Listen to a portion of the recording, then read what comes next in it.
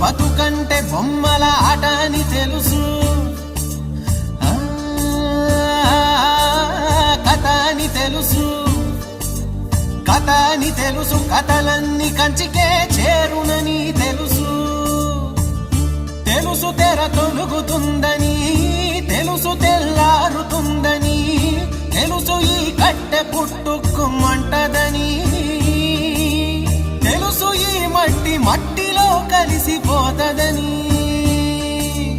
ఇన్ని తెలిసి ఇరకాటంలో పడిపోతావు ఎందుకని? మాయ